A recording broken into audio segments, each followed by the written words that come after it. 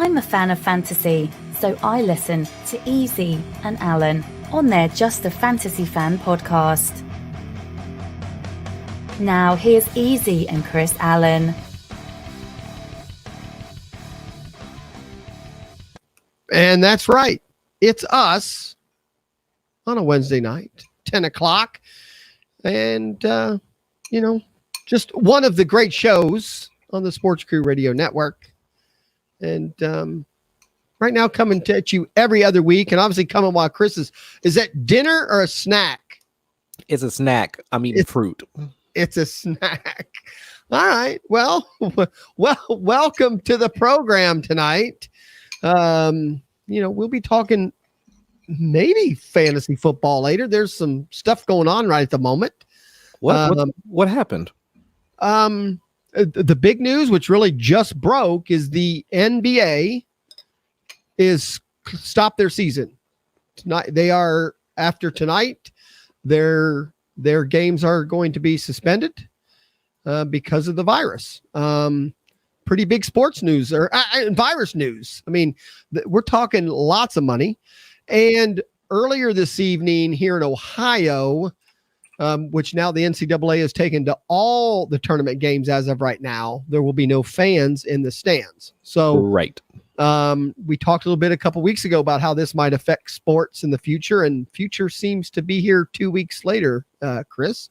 The NBA is not fooling around. There's money involved. If we're going to talk the NBA, suspending, postponing, they're not saying anything yet. They don't know if these games will be played, not played, how it's going to happen. I don't want to use the word rumor. I've seen a few things come down that somebody, I don't even want to say what team, but a player tonight in the NBA has the virus, is what I heard or saw on Twitter. And that game, which was the Jazz and Dallas, again, I don't even want to say, because maybe I'm wrong on what game it is, but I know the game was postponed for 35 minutes and then suspended tonight. And from what I understand is one of the players on one of those two teams has the virus. Yeah, their center. And that now, okay, which team? Jazz. Okay. And so they have suspended the NBA after tonight's games. And there's still some question on if the late games, which will start going off here in the next half hour, will go off or not. The NBA network made it sound like they will play the games because fans are already in the stands and stuff like that. But, fantasy, not fantasy, a sports fan, not a sports fan. When these kind of things start happening, I've been around a long time, 58 years old. This is pretty big. I mean, I don't know. I'll just get your opinion in general on the virus and what sports or, what the NBA now is doing and what the NCAA is doing. I've never been involved in anything like this in my lifetime, so this is kind of new. At least on looking at it from this angle, from like the sports angle, right? I mean, we've done H1N1, SARS, and the country's gone through like a few of these, like over the past 10 years or so. But I don't think I've seen it neither one did this. No, neither of them did this. So I've never experienced this. Do I think that it's prudent for the leagues to go through and try and make sure that the players are safe, the fans are safe, the media is safe? Yeah, absolutely. The fallout, it's just like now we just kind of stuck with each other, right? I mean, we don't have anything to gamble on. We don't have anything to cheer for the moment. So, yeah. We're talking hundreds of millions of dollars or more just in the NBA. I've heard big numbers on the NCAA. Dayton, we're a community that has the first four games. It brings in, I've heard around $30 million to our community. I don't know that to be factual or not. That's just a number I've heard. I don't know. Now, I'm assuming that 30 million is based on fans that come to see the games, the travel, the motels, the bars. I think when they come up with those numbers, it's based on all entertainment around the area, it's not just ticket sales and that type things. It's just the overall hit on the economy. But, so obviously they don't do these things if someone doesn't think it's important. Here in Ohio, DeWine has come right out and said, I mean, it's going to affect obviously the Cavs now anyway, but the Blue Jackets, anything. Baseball's coming up. I don't think it's obviously affected now. It's outdoors, so I don't know, what's going to go on there. I know of some big fantasy baseball drafts that were done that are normally done live, in person. They're live drafts. Labor and some of those drafts are all now being done online. The people are not getting together to do this. Universities are closing. I don't know of anything in my lifetime. As a young child, and I'm going to say this in a way where, so I don't want to be a liar. The Cuban crisis in the 60s, I was alive for. I don't recall much of it because I was young, but I do remember my parents and the TV and the news and all that stuff. People were scared. People were, what's going to happen? This could be nuclear war. This could be a big thing. And people were concerned and everyone was watching the news and all that. And luckily nothing happened, but that's really the last time I remember something like this. Obviously in my life, we've had after disaster issues, including the tornadoes, Memorial Day, but that's even a different thing. This is, we don't know how long we're going to sit here and watch or wonder or know if we're going to be involved or get it or, and how it's going to affect everything. Because when economies or finances or money that's this large, and this is just the sports part, start changing, then things have to change. There's less money. There's less people with money. There's less people doing things. I've already heard movie theaters are lucky to have, 4 or 5 people in the seats right now, so all that trickles down to, people who aren't going to get paid or won't even have jobs. It's terrible. Right. I'm not one of these. A week ago, I was like, okay, we'll see. Who knows? I'm not rushed out and bought my toilet paper or my cans of beans or anything like that. Right. Yeah. But I'm also not the person. I'm still amazed how many people are just going, this is nothing. Are you seeing that too? Have you know people that are truly 100%? Because just not, even if nothing happens, the fact this is happening in sports means you have to react. At some something's point. Happening. Even if it doesn't happen, does that make sense? Even if if this goes away in a week, and hey, who's to even say only 1,000 people die? That's not even a good number, but that would be better than anyone would think. And yes, those people say, "See, I told you, nothing, nothing happened." But maybe it's only 1,000 people died because we didn't go to sporting events or concerts and all that. So I don't know.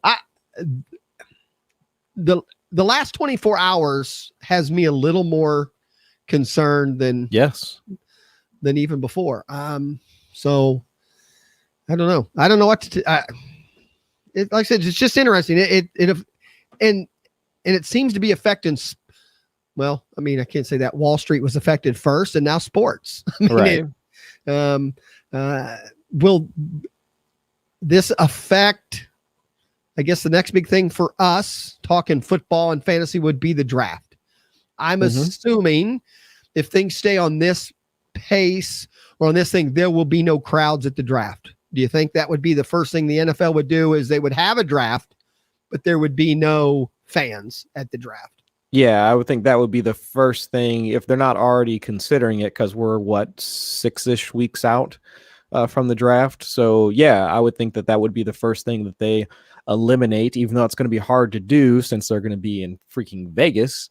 But from there, it's going to be they'll try and move it or, something along those lines or maybe even postpone it. Who knows? But yeah, I would assume there's going to be some moves made in order to keep the date, and 2, to keep the draft happening at some point, because the NFL schedule has to move forward. But yeah, I don't know what's going to happen now. I don't see him doing anything other than saying the draft is still going to happen this day, but it's going to be held somewhere else. It's going to be held where there is no crowd. It's going to be held. Maybe I can't imagine that the NFL isn't sophisticated enough in the next 6 weeks to have an online fantasy draft type thing, just like we have, I mean, where they would say, hey, we are just going to do the draft. It's going to be on, ESPN, and they can have a few commentators, but we'll just show the picks going out. We'll show them coming in. We won't interview players unless it's by phone. Right. I think, if that's the positive thing, I've heard, people were saying this is the worst time ever that this could happen. Not that there's ever a bad time, but I think they need a good time for this to happen. I mean, I guess I can't. Maybe I can't think. I guess I can't think of a good time for something like this to happen. But I guess my thing is, I guess maybe from a sports standpoint, right? Because we've got 3 sports or 4 sports, I guess, about to going on all at the same time. Maybe that's the rationale. But I guess what I'm thinking is, technology wise, to me, if this happens now, the technology we have, the ability to communicate, the way that, things can be done today, not in person, such as doing a podcast with my favorite fantasy fan, Chris Allen, every week or every other week. The technology allows us to do things, work at home, conferences at home, a fantasy draft at home. 15 years ago, you couldn't do a lot of that stuff. So if anything, if we're going to be isolated, technology today allows us to be, my kids grow up isolated, but surrounded by people. Does that make sense? I mean, so if anything, technology allows us right now to be, to get through this a little easier and maybe not lose any. Back to the NCAA games. I haven't been to an NCAA game in 25 years. Went to Final Four even longer than that. I mean, when it was Indianapolis, 30 years ago. So I watch them on TV now. So obviously for me to watch the NCAA tournament on TV with no fans in the stands won't affect me. I'm going to get to watch the games. I'll be more curious, will it affect players playing in front of no one? Yeah, that's just weird to me. I think it's weird, but part of me is curious too. About it. If anything, it's almost a study. Will it make a difference? Will it mean for sure the best team wins more likely because there's no, there's no the whole home court advantage thing kind of goes out the window if nobody's there. Well, right. I mean, not even that. It's even, even in the NCAA where you don't always have a home court advantage, a lot of times the underdog or the lower seed gets the fan support, and that'll be gone. Will you still participate in NCAA brackets? Will you, at Why the not? pool, you put in your $10. That's my point. I don't think technology and that kind of stuff, none of that gets affected, right? Obviously, even gambling on the NCAA tournament won't change. Obviously, gambling on the NBA did or will after tonight. I don't know. It's just, I don't even know what to talk about it if, we're probably done, I guess, because. Right. But, when you think about it in our lifetime and in society today, what other than sports? I mean, we do have a lot of big things, but sports are by far the one thing that brings more people together on a regular basis anymore. The NBA, most teams play 3 or 4 nights a week, and most of those, the arenas are full. Baseball plays, football when they play, 3 nights a week. There's packed houses. Those are the largest crowds, period, right? I mean, where else do we have crowds any larger than that on a regular basis? Don't really see it all too often. So it's just going to be, a weird experience for, well, I guess the next, at least the next couple of months, I'd assume, as people start to figure stuff out. And as, I guess as sports watchers, as like sports fans, it's going to be, I don't know, it's going to be a great, it's going to be an interesting case study as to how sports, I guess, happens, like how we view and how we digest sports over the next couple of months. It's going to be like really interesting to look back on. Yeah, it will. I mean, and you know, I don't want to take away, hey, anybody who passes away or has family that, you know, gets very sick, I feel worse for them than the fact that we miss a ball game or two. I mean, that's not what we're saying here. It's just that it's going to be different. And then it affected people this quickly in sports. So, yeah, which is really sad. I mean, it's just, I want to say it's one of the great equalizers because it doesn't, as we're starting to see kind of come out, it's not just older folks. It's not just younger folks. I mean, we're talking about celebrities. We're talking about athletes that are now being affected. So it's one of those things that really kind of makes you sit down and really want to try and be as safe as you possibly can, like moving forward. Wash your hands. Don't touch your face. That's all I'm hearing right now. That's all I've been hearing as well. Yeah, been hearing the same thing. Telling that to the kids. And now you have young kids, so schools, you know, a lot of the colleges in Ohio now are shut down. Yeah, so I'm an adjunct over at Sinclair Community College, and I was actually teaching last night when the newsletter, I guess when the email went out to all faculty, staff, and student body that we were going to be shut down until the 23rd, and then after that, all of our classes are being converted to online classes for the rest of the semester. Right. It was like while I was in class and like students were asking me like what they were supposed to do. And like, I have no idea. I don't know. Right. You just got the message and like, we'll figure it out. I mean, I'm trying to figure it out like you guys. It's just strange. Well, let's get into, I mean, let's bring up first, you know, a Patriot that has contract issues going on and negotiations and, you know, a lot of things can change and it could affect, you know, a big event that's getting ready to come up here in the very near future. And that is, will Gronkowski sign with the WWE? I think after, so what I don't consider myself like an avid WWE fan, but like my brother-in-law and I, like, we'll get together every now and again to watch like the pay-per-view events. It's just a great excuse to get together. There's a big one coming up. Right. We'll see. I mean, we'll see if that's actually going to happen or not. Well, that's true too, right? That's another, you're right. We just talked about it and you're right. That another, you know, large gathering of people. Right. We'll see if that actually happens. It's in Tampa, Florida, right? I think that's the next big one. I'm pretty sure the next big one's in Tampa, Florida. Yeah, because WrestleMania is like the first. I think it's like the first weekend in April. But I think Gronkowski actually showed up at a WrestleMania event. This was probably 2 or 3 years ago. And I think it was pretty much like a foregone conclusion that if he ever wanted to leave the NFL, I guess a job for him at WWE would just be, it'd be an easy decision. Like, I don't think there'd be any, because of just like how he is, like his demeanor, like his, you know, ability to just be like a jokester or whatever. And then on top of that, he's still like an athletic dude. I mean, he's not that old.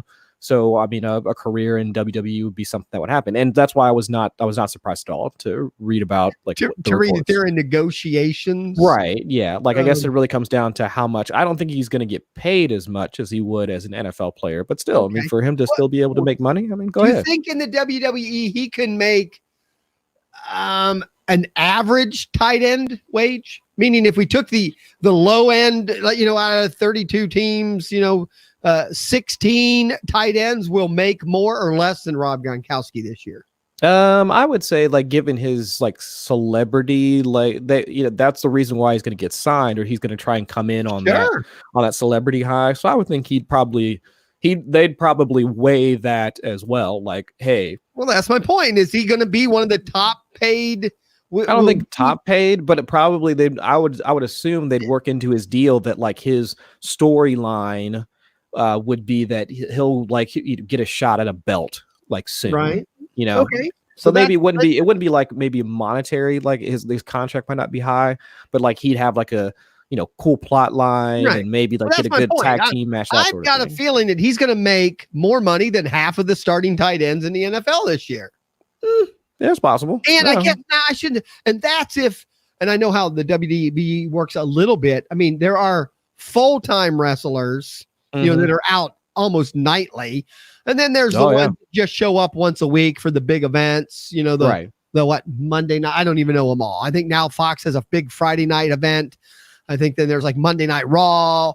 Yeah, like NXT, I think is on like Friday nights, if I'm not mistaken. I don't see Rob Gronkowski doing the every night, showing up in, No, he'd be on like Monday Night Raw. Yeah.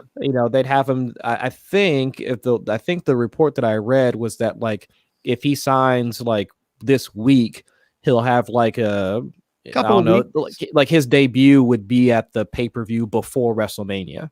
Right. So he'd go out and like have a fight, and like everybody, everyone would see like what he can do, and then I guess in your way you're saying that, I'm even curious.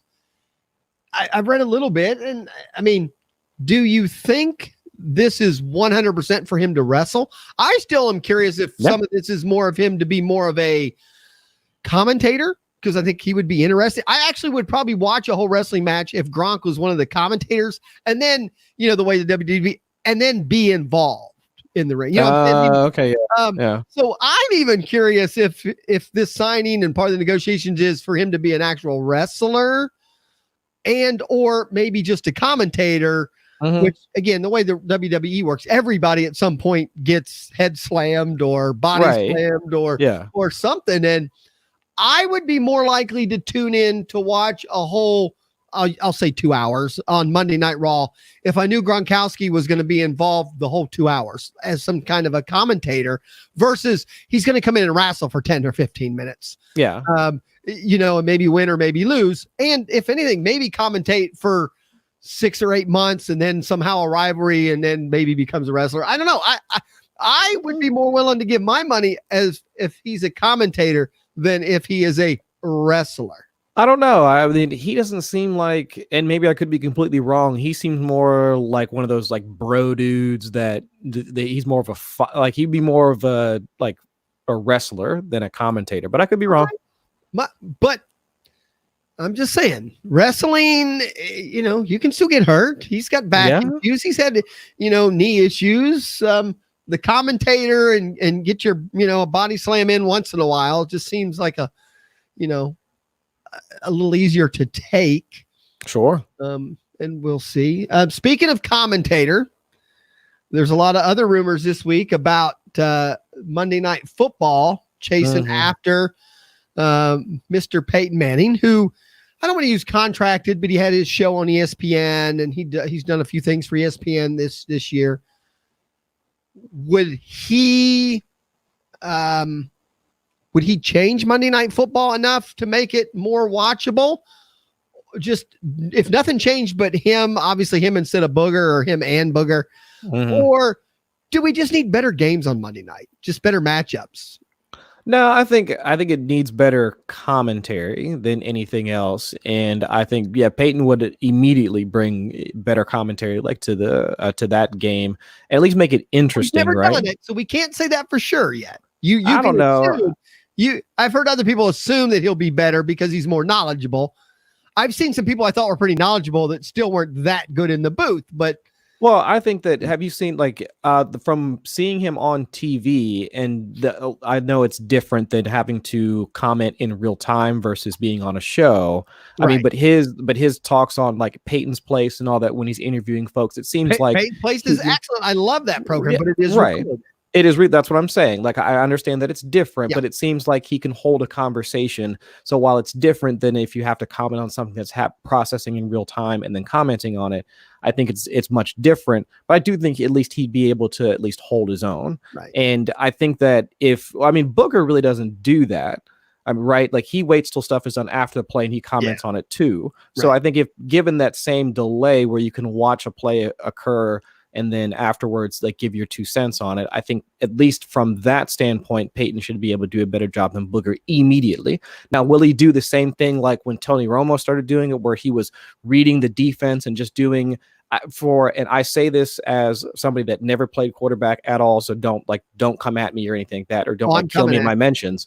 But like, a lot of folks were saying that Tony Romo could do what he does because that should be something that most quarterbacks can do. It's just that you have the time to diagnose the play beforehand. Most quarterbacks could and should be able to look at the way that the defense is rotating, the calls that you should make, the audibles that you should make if you need to, adjusting the line protection and all that, because Tony doesn't have to be down on the field to do that. I think it was Des Bryant that actually said that, but it makes sense. Now, I think Peyton Manning could do the exact same thing. Would he add a second layer to it to say that this is what he should? Because Peyton Manning is, I think, a better quarterback than Tony Romo. Now, would he add another layer to it or provide more expert analysis as to what he would expect? Well, I do believe that. I would hope so. In my lifetime, the better commentary / teams or crews have included a quarterback. Dan Fouts has been doing it now for a long time. He's decades good at it. Dandy Dan Meredith back in the Monday night days, he was a quarterback. I mean, there've always been quarterbacks, both Greaseys, Bob Greasy did it for a long time. And then, Brian Greasy, who was obviously not the greatest NFL player in the world, but was a quarterback. He does well, now does a lot of college games. Because I do believe that is the one position on the field where you see more or should see more than everyone else. Because, right. Obviously, yes, your tight end, Mr. Witten, is going to know some things, but he's still not seeing the field the same way a quarterback is. So, right. Because at a quarterback, I would assume that, one, you've got so many things occurring all at the same time. You've got the coach like in your ear on the headset, like up until a certain point. Sure. There's so many things moving around all at once where it's different, where at least from Tony's perspective nowadays, where he's up in the booth, he can see everything and he can make those calls. And I think it's entertaining. I don't hate it. I would hope that I would want to see more former players, quarterbacks, and I wish Troy would do that. I still think Troy is a great announcer. Don't get me wrong. I think it would be better. Another quarterback. Right. Another quarterback. I would hope that he would be a Hall of Fame quarterback. Tony Romo was not even a Hall of Fame quarterback. Sure. Right. Tony Romo didn't even have Super Bowl rings. Troy Aikman has Super Bowl rings, but a lot of people prefer Tony Romo's commentary because he gives that insight. He gives that look into what the quarterback or what the players should do prior to the play happening. I think that's fascinating. Well, the XFL fixed that by just telling you the play. Right. Yeah. They took it right out and said, well, the commentator, we need him up. They just pulled the whole curtain back and they were just like, here, check this out. But I like that. What little bit I've now watched. Now, I think they're struggling a little bit from what I understand, because people have kind of, it doesn't have the appeal it had. One, it's almost spring, baseball starting. And it's just kind of worn off a little bit, I think they say TV rating wise. But when I finally watched a couple little things, mainly only because I heard about it, I do like that you are getting that, in the ear, aspect of the game instead of Romo guessing or whoever's doing it. But I do think, which I know from what I understand now, the NFL has given ESPN some relief, and now I think they're able to what's the word when they change the games later in the season? When they flex them? Yeah, I think this starting next year, ESPN on Monday night will have some flex options too. I don't think it's going to be the same as Sunday. I think Sunday still has priority. Okay, sure. That's good. That's ESPN, but ESPN, right? I think now this coming up year has that in their contract where they have some flex options out there. So yeah. Because I'm still, as a fantasy person, better matchups still mean more to me. I can deal with Booger. I think so. I agree. Important. Yeah. And I get it. Fox, everybody. I mean, there's 4 networks involved. All 4 want the best game that week.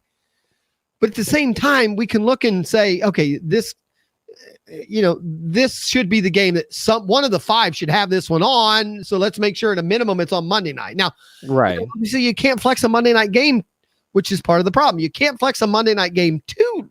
You can't wait till Thursday night and change a Sunday game to a Monday night. So you got to do it a week in advance or a couple of weeks in advance, I think is what they're saying. But I'll be curious how that helps them. I keep advocating for them to have some sort of fantasy analyst in the booth. I've been hoping that they would do something like that. Now, let me tell you what I don't think I've said it on here before. A couple of times last year, Amazon carries the Thursday night game as part of Amazon Prime. Right. On Amazon Prime, if you use Fire TV or really it didn't matter how you watch the game on Amazon Prime. Obviously, you're not using an antenna, but any other way, you could select if you wanted the actual Fox announcers or if you wanted Amazon's announcers. Amazon's announcers were the two women. They did a great job. I listened to a couple of games just to get a different perspective of the game. I'm not sure why the NFL couldn't do that with every game, meaning, right. This Spanish, you can have the Spanish button. And you hit it once, you got Spanish, you hit it twice, you have fantasy, you know? Now, or even get me a stream with some of the guys from Pro Football Focus. I mean, let's do that. I mean, where they're breaking down some of how difficult it is for like a quarterback to hit a pass in a tight window. What are the odds of that happening? Because they reference some of those stats, like using that, because the announcers will reference, okay, using AWS such and such, like we can calculate that the probability of a quarterback hitting this pass is that much. But then you could flip to how about we flip to a stream where the PFF guys are actually walking you through how they do those calculations, or they talk about any of that. My argument would be, we have the technology. You could have 10 different streams, probably. Yeah, let's do that. NFL and my argument would be, it would be what network does that first. I'm pretty sure it was Fox who first put the yellow line across the field. And, at first some of us bitched and thought, no, but now they all do it. If anything, now there's too much shit on the field. Yeah, I bet it's going to wind up being NBC since Chris Collinsworth is on there, and since he owns or partly owns Pro Football Focus. Now, do you do the Sunday ticket? I do not. Okay. No, I don't. I do not. The Sunday ticket. Now you can buy the Sunday ticket a couple different ways. There's a DirecTV version, and then there's a Sunday ticket version from the NFL. So there's actually two different red zones. DirecTV has one red zone. The NFL has a red zone. So you can watch whichever one of those you want. But DirecTV also has a fantasy zone. And I watched. Oh, I didn't know that. They changed their format last year. They got rid of a few people, and they're the main commentator guy. They didn't change, but they changed a lot of the other people.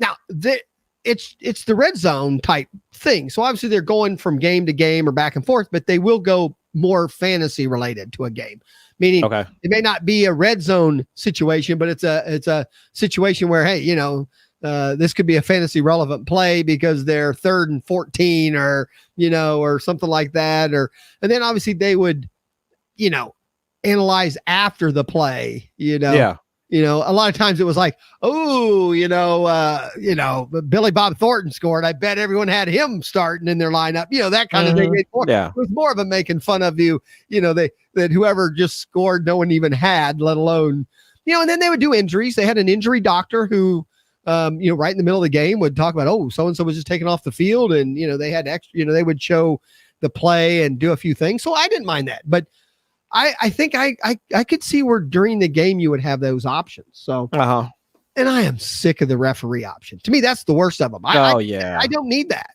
No, that guy in the booth or going to that guy in the booth. One, he's wrong as much as the announcers can be. Right. He's not any more right than they are either. I mean, you hear his opinion, but it doesn't. He has no clue what those guys are talking about down there, or why it was returned. Get rid of him and do what the XFL does, and just let us hear how they came up with the, the results, and let's keep playing. Yeah. So I don't know. I don't know if Manning could save Monday Night Football. It just wouldn't hurt, but a combination of better games and a Manning. And the rumor is they're even throwing some numbers at Al Michaels. So would an Al Michaels, I thought there was a trade that was put in place for them, and I guess I heard it got rejected. And I've heard that too. It was a week or so ago where it was kind of near. I don't think now Al Michaels really has a chance, but I like Al Michaels and Chris Collinsworth. Chris does a really good job, and Chris does throw fantasy stuff in there once in a while. Right? Yeah. But not as an analyst, but he usually is doing it more as a. You know what? Yeah, hey guys, we're glad we'll love to have those 3 touchdowns on our fantasy team. He'll throw that out there quite a bit. So, all right. So you'd be fine with Peyton Manning? Absolutely. Yeah. Anytime that Peyton Manning is involved with football, where fans can actually listen to him and watch him do his work. We enjoyed watching him do out in the field for however many years. I think it's a good thing. He's one of the. Right. He's one of the good ones. I just wouldn't want to hear the word Omaha every time, as long as I don't think he he didn't really make it into such a big thing. I think it was more of a media thing that they hooked onto. So as long as he doesn't lean into it, and I'm hoping it's been enough years that they don't wind up trying to bring that back again. Because I think now it's just like more corny than anything else. I'd just be happy with hearing him like talk about the game, because his knowledge of the game, like I'd really look forward to hearing him talk more about what he sees on the field, like how he sees it, how he processes it, and the same thing for how he would hope to see like other quarterbacks like processing it. I mean, him, Drew Brees, I think would be awesome to listen to him, especially like because for Drew, I mean, with the height thing, you know, how he works around like offensive linemen and all that, with you would assume it's just like a massive height difference. Yeah, I think that'd be interesting. All right. Well, let's move on a little bit. I know next week we're getting close to the NFL year starting. You know, I think, what is it? Monday now is the legal tampering couple of days start. Obviously the big thing still is the Tom Brady thing. Today again, it comes across that Belichick is in charge. He's the one that's going to make the decision on the Patriots side. And then it came out today that they're not any closer, that nothing has really happened. And I know we've talked about it a couple of weeks ago. Will Tom Brady be a Patriot? I think so. I do too. I think this is all just fun and games for the NFL and the Patriots. Yeah, I mean, it's been, I want to say, twice a week or so for the past few weeks. It's been him being linked to another team, and I'm assuming that it's not the Patriots or anybody from the Patriots staff that would be leaking such a story. So I think it's more on his team or whatever. But either way, I think at the end of the day, like, he winds up coming back to the Patriots. I mean, I think just CNN can drop that news. I mean, I think anyone does it just so the Sports Tonight will have something to talk about again. I don't even know it has to be either camp.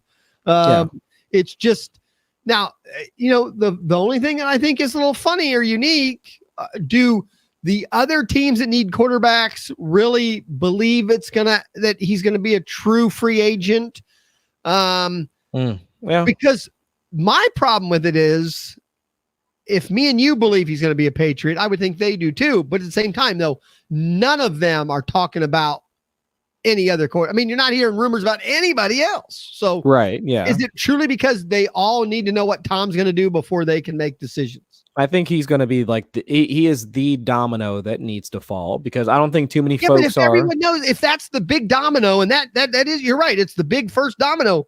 But if everyone knows it's glued to the table, it's not going to move. So, but they don't know that. They don't know that. Push the second domino. Yeah, I mean, because the report that just came out today or yesterday with him being the Buccaneers are now trying to go all in all the Buccaneers are highly interested. Right. And so no one said, some Tampa Bay news at noon.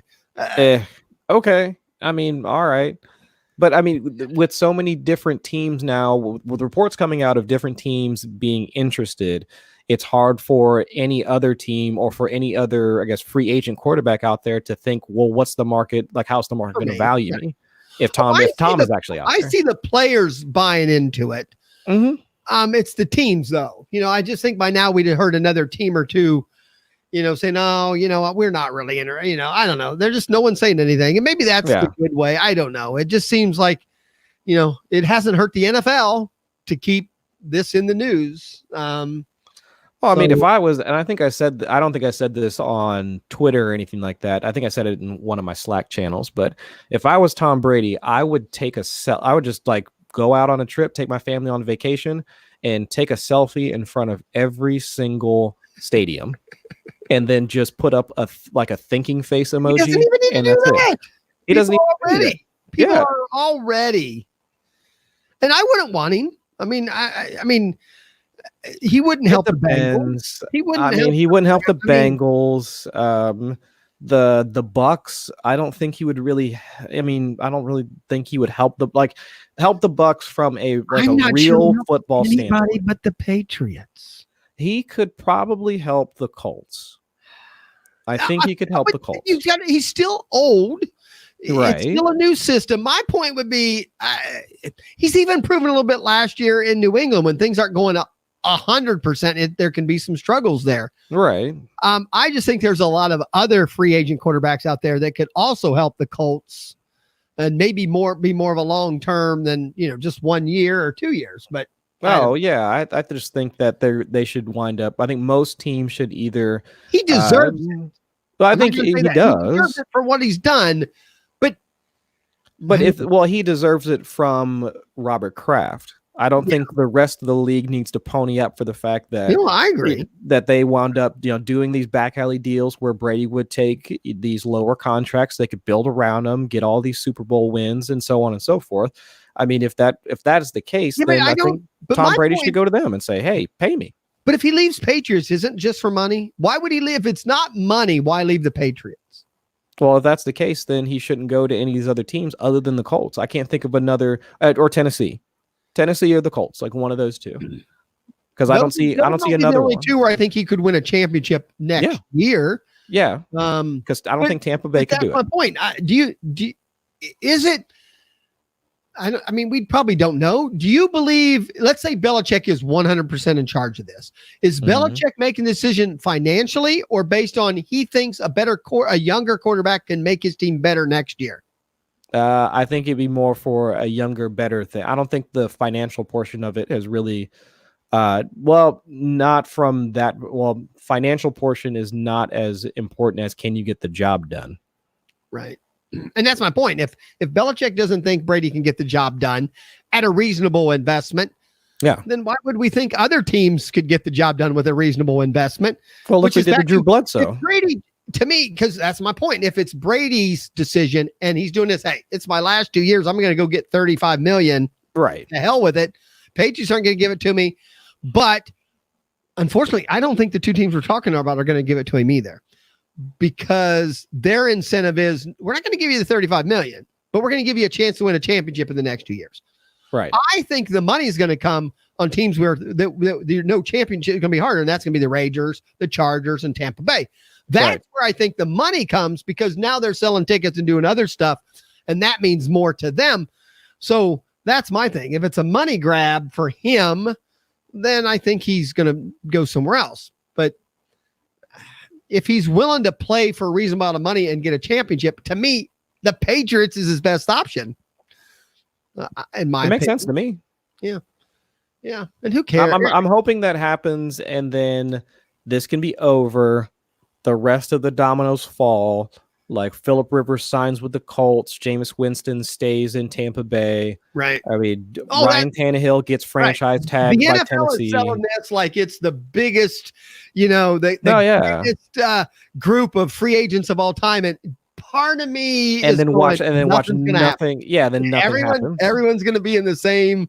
Yeah, the same place. Other than Phillip Rivers signing, which everybody kind of assumed that was going to happen anyway. I still think there's a chance Phillip Rivers is number 2 commentator for somewhere too. I still think that's a shot. Meaning that could happen too. Even that wouldn't come to as a factor. So I don't know. Let's jump to Dallas. What's going to happen in that mess? Is Dak waiting for the shoe to drop with Brady? Is it just Dallas is screwed up and should have signed him a year or so ago? Cooper, which one is most likely to be a Cowboy next year? Which one's most likely to not be, or are they both equal? Dak is, I think, to me, should be more likely to be a Cowboy next season than Amari. I'm hoping they both stay. But I think Dak is the more likely one in order to. You're hoping they both stay for fantasy purposes? Or no, for real football purposes. I think that Dak Prescott is like the best quarterback for Amari Cooper. He's way better than Derek Carr was for Amari Cooper. And I think with where Amari Cooper is at in his development and what Dak can do as a quarterback with being both mobile and like a really good pocket passer, I think that both of them staying is the best for the Cowboys, best for fantasy, best for football. I mean, I'm really hoping they can get a deal done. The numbers I'm hearing, the Cowboys can't pay both of them. The numbers that both either deserve or want or need. Both are going to have to take a little lower number, or one of them's going to get paid and the other one's going to take a big cut. And I think that's the struggle that Dallas is having. Well, yeah, because they put themselves in a hole with this Ezekiel Elliott holdout thing last season, in that they paid a running back, with top dollar, which they shouldn't have.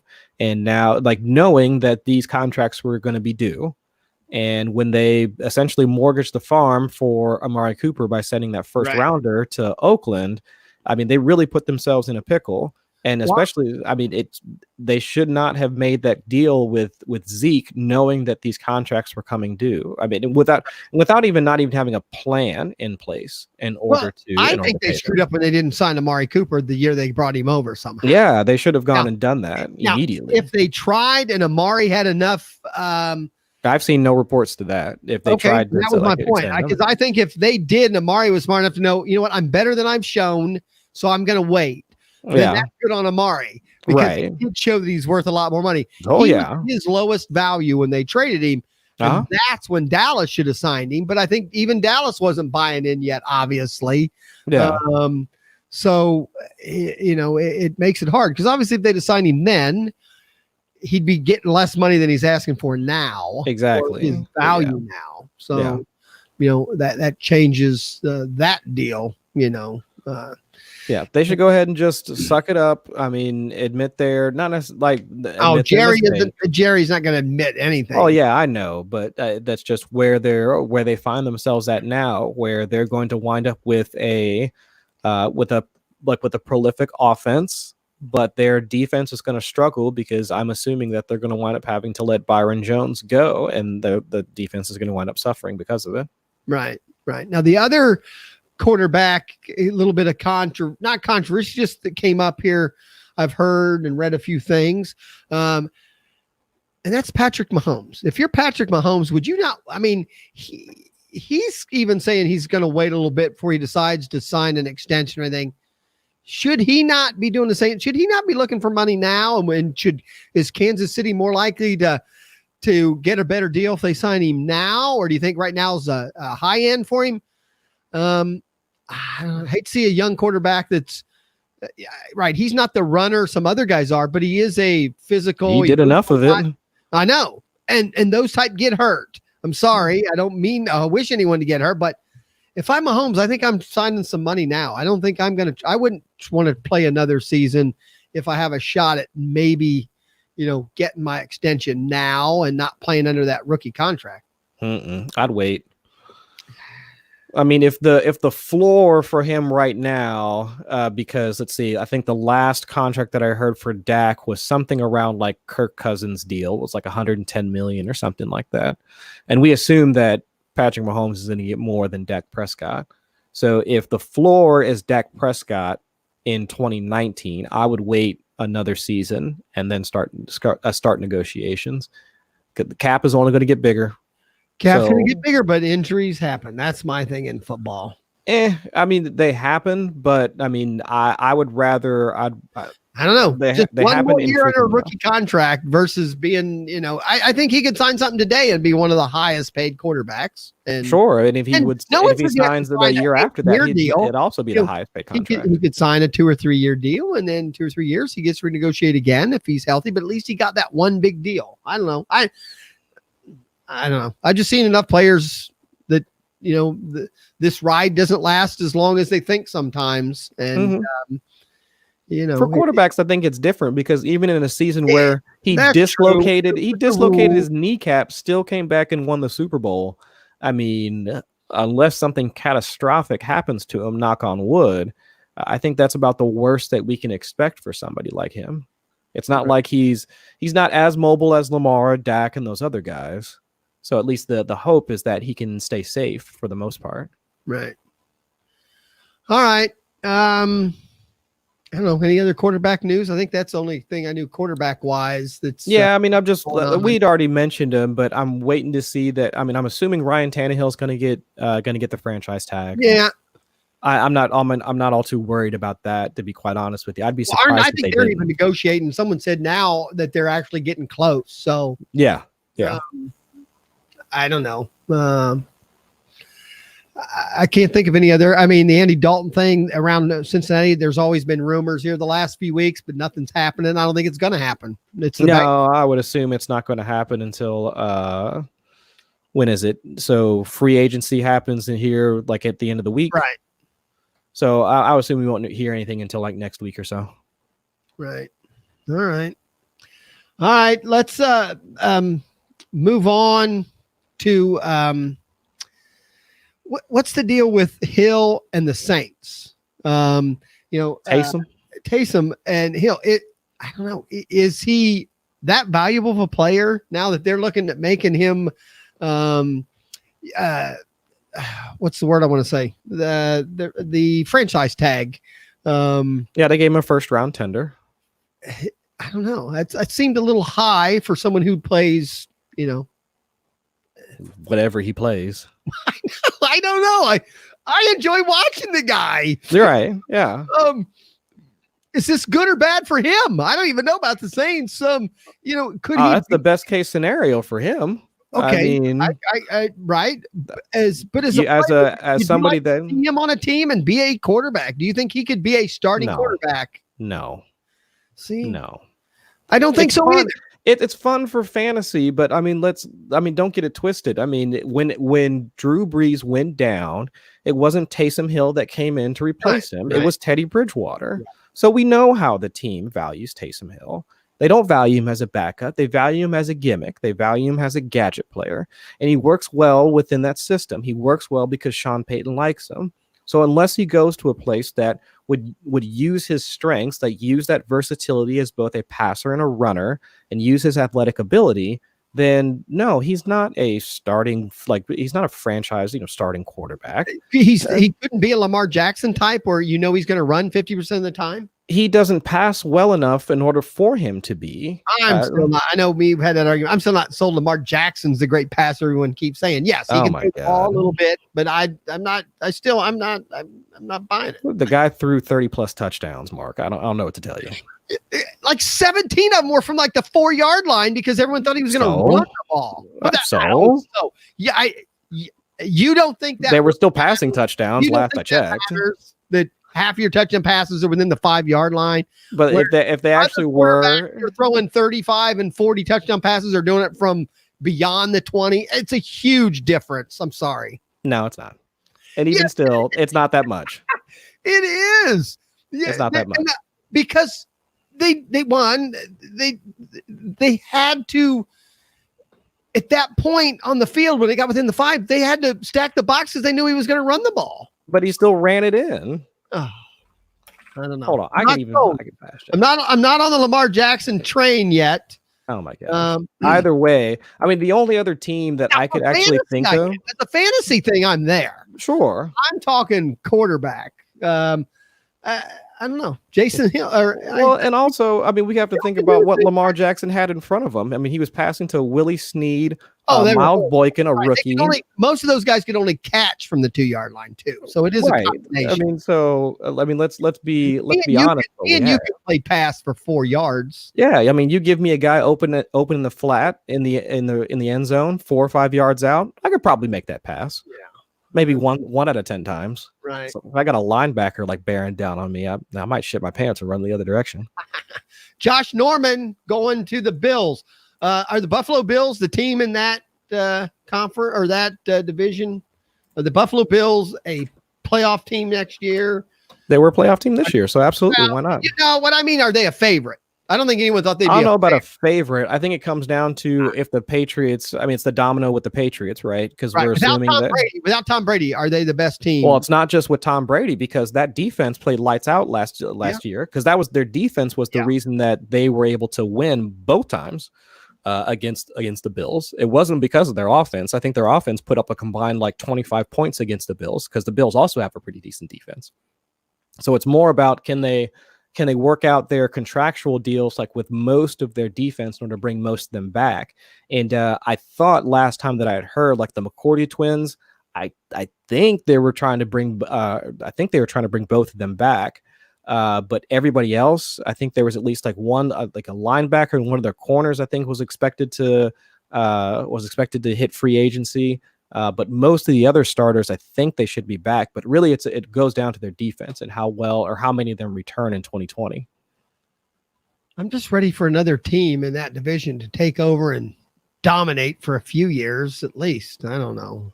I don't think Lamar Jackson had 9 touchdowns from 5 yards out.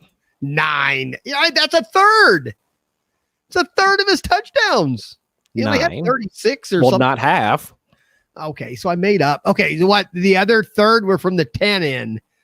I can check that too. I can. Well, I know you're the stat guy. I'm just curious what his average air yard jumped.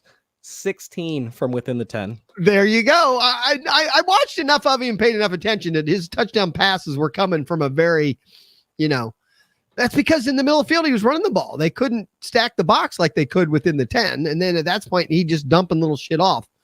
What was his average air yards compared to other quarterbacks in the NFL? I'll have to go to a different spot for that because I don't have it on this sheet. Oh, we got 5 minutes, 6 minutes. No, 4 minutes, 2 seconds. I'm just saying. I'll look it up later. I'm just saying. I don't think he's not proven to me yet.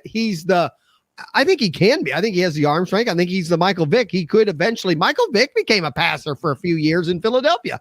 I mean, he had Justin Jackson to throw to. Yeah, give him somebody like that. Vick could throw the ball, but he also knew he was a better runner and a thrower, and he'd just take off running first. I mean, that wasn't even. And I think Lamar Jackson's there too, and that's what I would have no problem watching Taysom Hill run the ball 50% of the time and dump off 2-yard passes.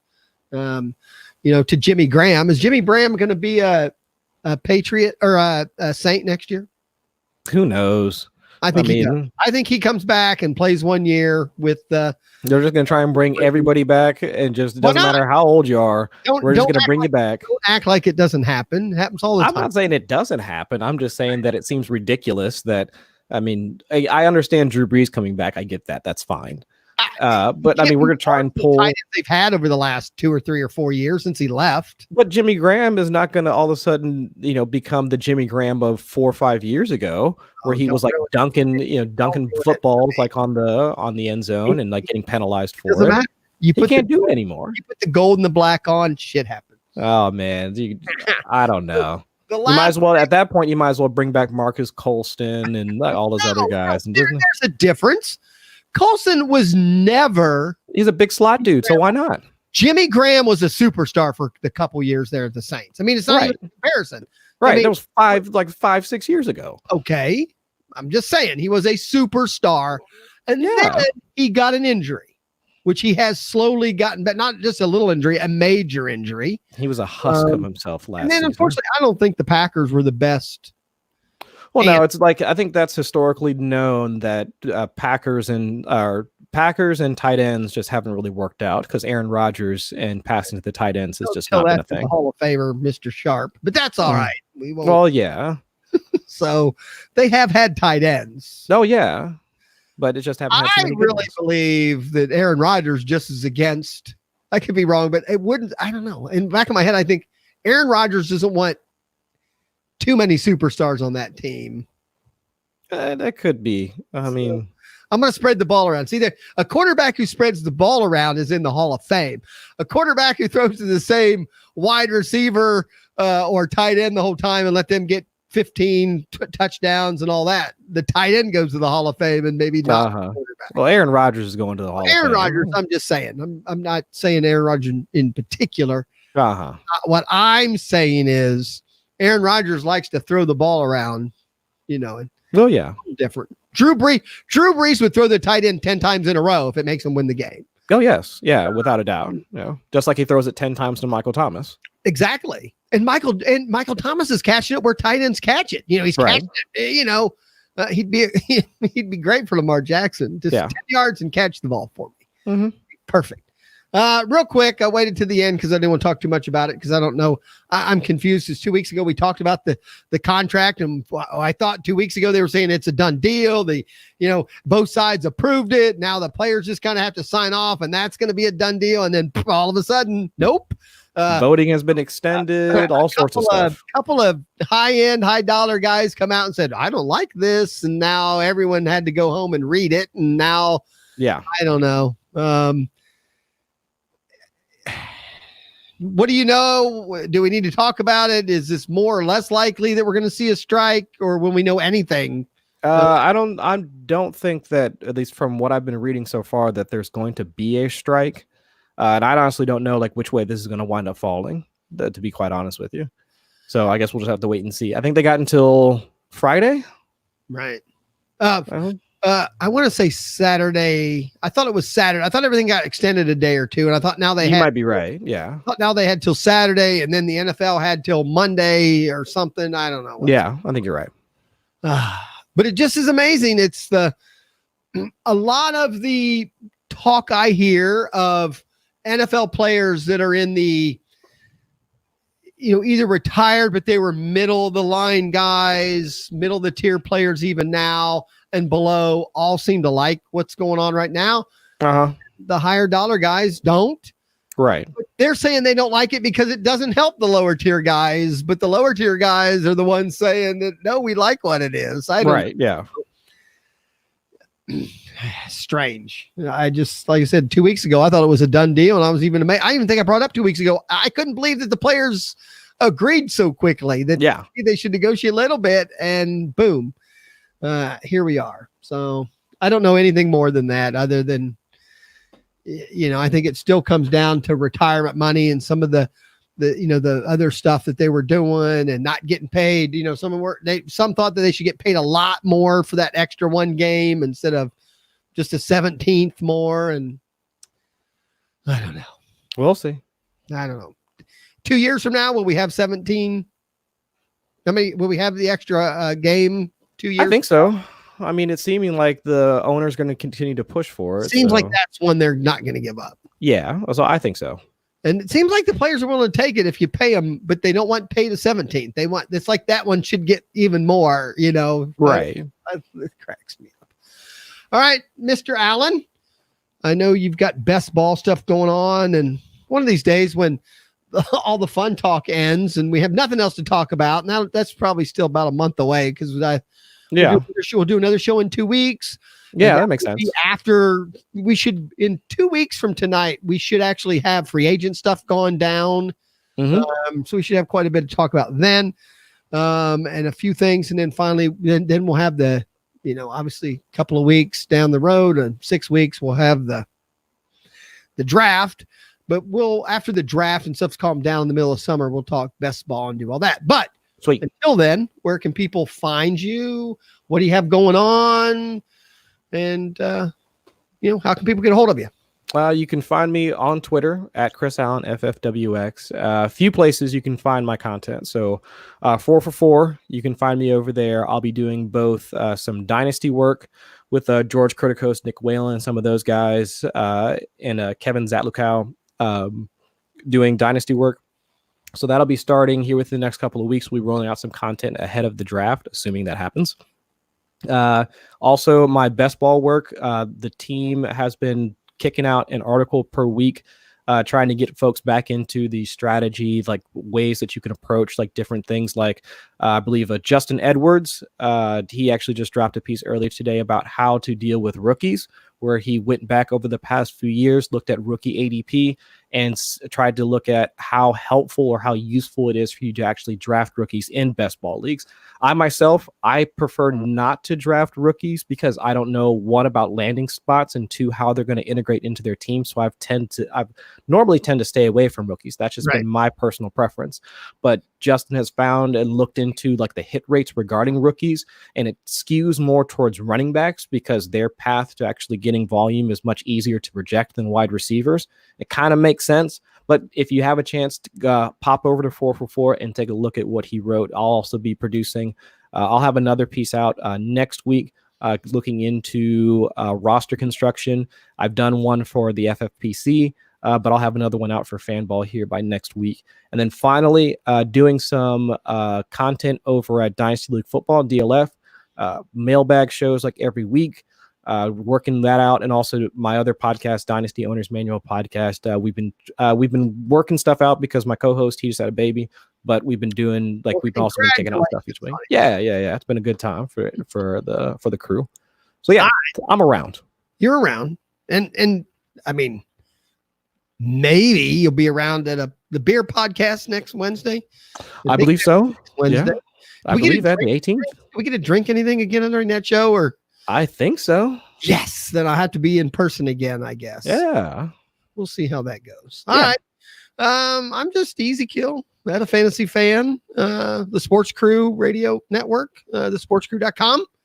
And, I'm otherwise for a while, I'm just here every other week with you. And then once a month doing a beer show with you at hbyob.com. Yes, sir. Hey, thanks for everybody. We were, like I said, I don't even think should have mentioned live on Facebook and YouTube from 10 to 11 every other Wednesday until we get more into the football season. And then the podcast will come out the next morning. So thanks again, Chris. Like I said, see you in about a week. And, awesome. Enjoy all the off season stuff happening next week, or Will do. the real season or season. What do they call that? Like I said, 2020. I mean, the real NFL season starts Tuesday. Is that the actual? I believe so. Yeah. Yeah. All right. Well, can't wait. All right. Say goodnight. This has been Just a Fantasy Fan podcast. And to keep your fantasies going, follow us at justafantasyfan.com. Say goodnight. Good night.